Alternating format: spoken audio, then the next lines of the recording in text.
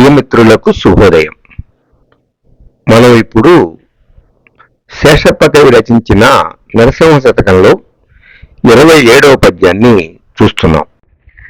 పచ్చి చర్మపు తిత్తి పసలేదు దేహంబు లోపలనంత రోయ రోత నరములు శౌర్యముల్ నవరంధ్రములు రక్తమాంసముల్ కండలు మైల తిత్తి బలువైన ఎండవానల కోర్వదింతైన తాళలేదాకలి దాహములకు సకల రోగములకు సంస్థానమయ్యుండు నిలువద స్థిరమైన నీటి బుగ్గ బొందిలో నుండి ప్రాణముల్ పోయినంత కాటికే గాని కొరగాడు గవ్వకైన భూషణ వికాస శ్రీ ధర్మపుర నివాస దుష్ట సంకార నరసింహ దురిత దూరా. ఓ నరసింహ, ఈ శరీరము అనేటటువంటిది పచ్చి చర్మపు తిత్తి, ఇది ఒట్టి తోలు తిత్తి. పసలేదు దేహంబు లోపలనంత రోయ రోత, నా శరీరము అనుకుంటావే గాని దాన్ని గుండా కూడా మల మూత్రాలు రక్త మాంసాలు ఇవే తప్పితే ఏమీ ఉండవు. నరములు శల్యములు నరాలు ఎముకలు నవరంధ్రములు రక్త మాంసములు కండలు మైల తిత్తి, ఒంటి నిండా కూడాను నరాలు ఎముకలు నవరంధ్రాలు రక్త మాంసాలు కండలు కొవ్వు కండలు మైల తిత్తి ఇవి ఉన్నాయి.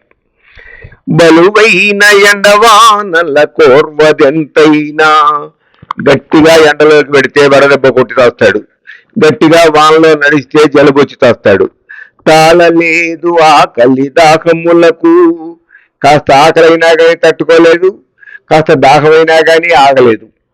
సకల రోగములకు సంస్థానమై ఉండు, అన్ని రోగాలకి కూడా ఇదే ప్రధానమైన ప్రదేశంగా ఉంటూ ఉంటుంది. నిలువలేద స్థిరమైన నీటి బుగ్గ, కొంచెం రోగానికి కూడా తట్టుకోలేదు, అస్థిరంగా ఉండేటటువంటి నీటి బుడగలాగా బుద్భుతప్రాయము అంటాము జీవితం. నీటి బుడగలాగా ఎప్పుడు చిక్కిపోతుందో ఎప్పుడు పేలిపోతుందో ఎప్పుడు పగిలిపోతుందో తెలియదు. బొందిలో నుండి ప్రాణముల్ పోయినంత, ఈ శరీరంలో నుంచి ఆ కాస్త గాలి బయటికి వెళ్ళిపోతే కాటికే గాని కొరగాడు గవ్వకైనా, సాయంత్రానికల్లా మోసేసి నలుగురు చేరి తగలబెట్టేసి బూడిదని ఎత్తేసి తీసుకెళ్లి గంగలో కలిపేస్తారు. అంతేగాని కాటికే కాని కొరగాడు గవ్వకైనా, ఒకప్పుడు గవ్వ అనేటటువంటిది నాణ విశేషంలాగా వాడుతూ ఉండేవాళ్ళు, చిల్లుకారీలాగా. మరణించిన తర్వాత శ్మశానకే గాని ఎందుకు పనికిరాడు. భూషణ వికాసం శ్రీ ధర్మపుర నివాస దుష్ట సంకార నరసింహ దురిత దూరా.